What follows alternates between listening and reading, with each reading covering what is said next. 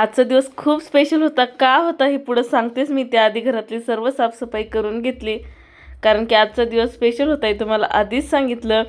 आणि घरामध्ये त्या सोप्याची धूळ, त्याच्या खुर्च्या अजून पण घरामध्येच आहेत आणि ती धूळ जी आहे ना त्याचीच आहे.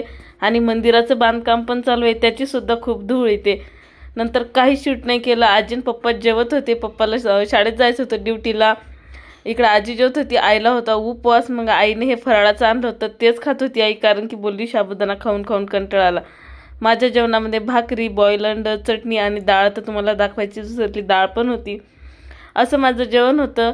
म्हटलं चला जेवण केलंच तर आता किचन पण आवरून घे पटापट. भांडे घासून घेतले, गॅस स्वच्छ घासून घेतला, कारण की नंतर दिंडी येणार होती. तांदूळ धुवून सुकायला घातले, कारण की याचं काय बनवायचं आहे नक्की शेअर करेल, काय बनवणार आहे ते तुमच्यासोबत. तांदूळ सुकवले वगैरे आणि दुपारी चहाची क्रेविंग झाली होती. म्हटलं चला 20-15 दिवसातून तर चालते, चहा पिऊन घेतला. आज काय होतं ते सांगतेच. परमहंस मुंगसाजी माऊली यांची पुण्यतिथी होती आणि त्याचीच दिंडी चालली होती. पालखी पण निघालेली होती, तेच तुम्हाला दाखवते बघा. चॅनलवर नवीन असाल तर चॅनलला सबस्क्राईब करा, लाईक करा, शेअर करा, कमेंट करा आणि इंस्टाला फॉलो करा. पप्पा नाही पण बघत होते बघा. पालखीचं दर्शन वगैरे घेतलं.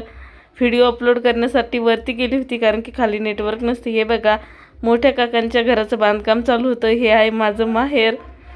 आणि त्यानंतर जेवण वगैरे करून आले होते सर्व पंक्तीतून. इथं माझी बहीण आली होती लहानी, तिचे हे 2 मुलं, आणि त्यांच्यासोबतच मस्ती करता करता संपला दिवस. भेटूयात पुढच्या ब्लॉगमध्ये. तोपर्यंत बाय.